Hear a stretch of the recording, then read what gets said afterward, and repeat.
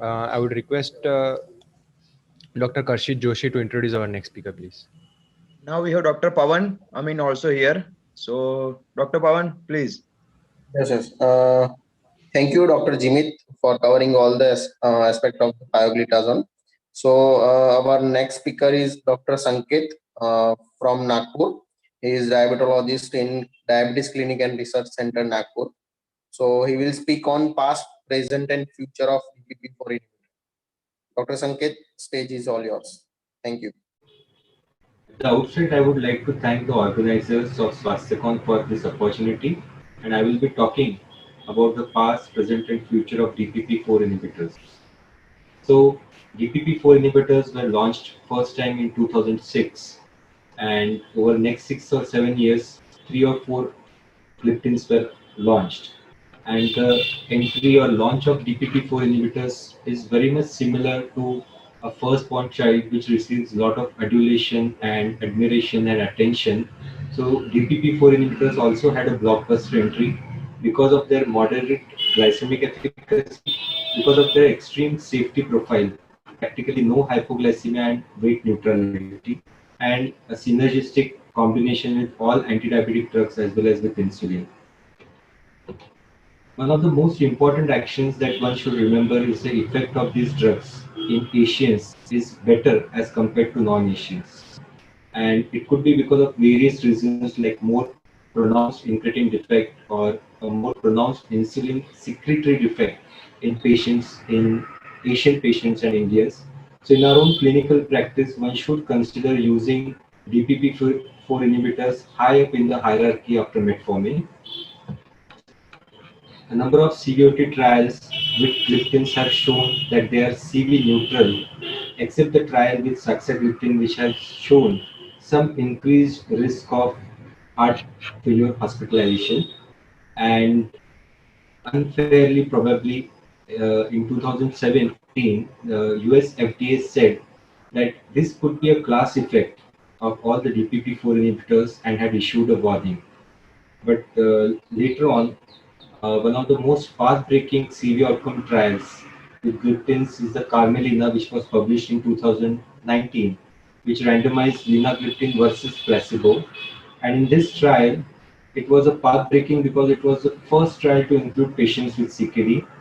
Three-fourths of all the patients had some form of CKD, and 44% of patients had high-risk CKD. So apart from CV outcome, this trial also looked at the impact of DPP-4 inhibitors on CKD progression.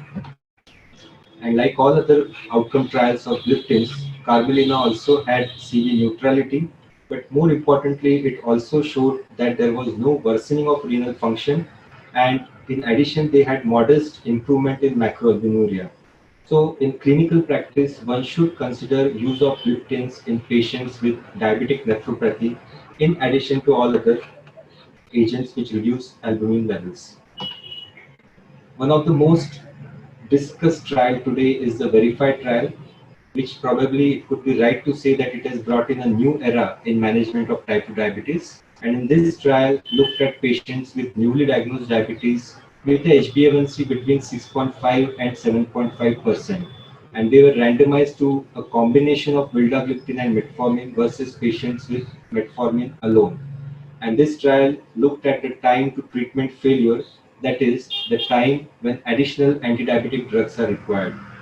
And the results were astounding because in the metformin group, at the end of 3 years, 62% of patients required addition of another drug, whereas in the combination group, more than 60% of the patients could maintain glycemic control even beyond the duration of the trial, which was more than 5 years.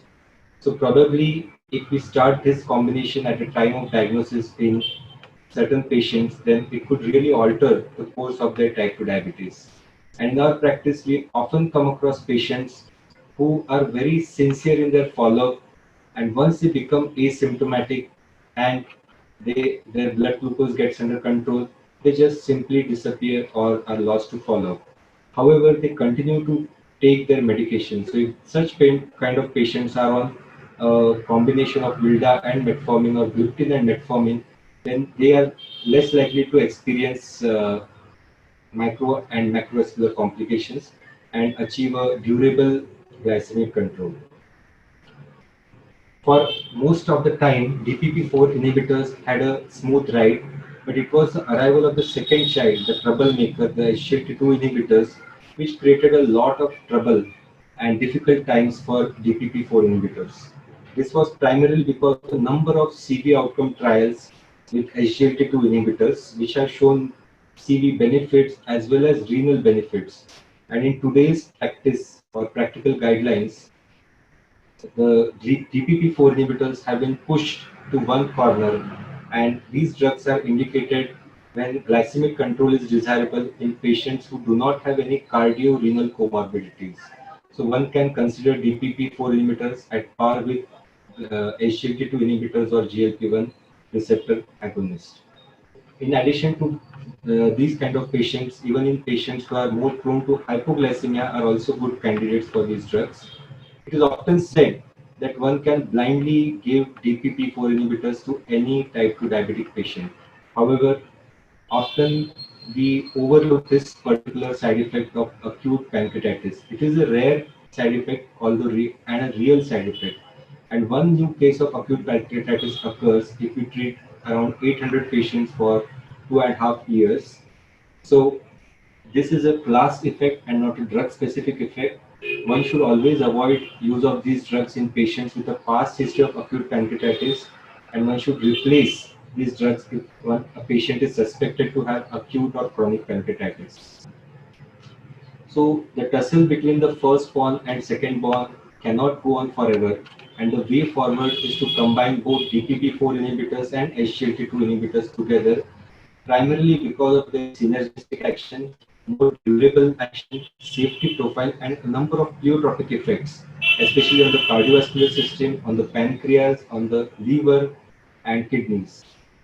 And even in the present day period of COVID-19, especially in patients with moderate to severe COVID-19 infection, insulin is the drug of choice. But next to insulin, DPP-4 inhibitors are one of the most preferred over all other anti-diabetic drugs, especially SGLT2 inhibitors, primarily because of their safety profile. In addition, there is also a postulation that the SARS-CoV-2 virus binds to the DPP-4 enzyme, and if we block this DPP-4 with a gliptin, then probably the severity of COVID-19 infection is going to be less. So there could be some mechanism role for DPP-4 inhibitors in patients with COVID-19 infection. I'll just peep into the future in the next 2 slides and conclude my talk. There is some speculation that DPP-4 inhibitors are associated with reduction of atherogenesis. And in a given patient who is young onset of diabetes, who does not have any risk factors for cardiovascular disease, and who does not have established heart disease, in all these patients, if we use gliptins from day one, then probably 20-30 years down the line, we will be able to achieve primary prevention of heart disease in such group of patients. Some of the other possible indications in the future could be use of these drugs in patients with pre-diabetes. There are some studies which have shown benefit of combination of gliptin and metformin over metformin alone. Trials with fatty liver disease and NASH have not shown promising results. Similarly, as an adjunctive treatment for type 1, results have not been so promising. However, in subset of type 1 diabetic patients who have LADA or slowly progressive type 1 diabetes, probably there could be some role of gliptins which could help by preserving beta cell function. So, I would like to conclude by saying that the past has been a glorious past for DPP-4 inhibitors.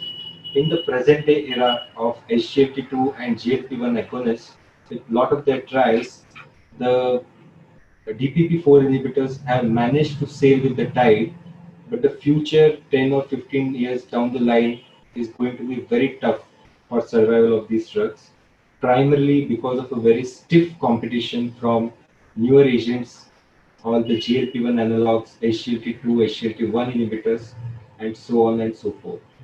So thank you very much for a very patient listening. Thank you. Thank you so much, Dr. Sanket.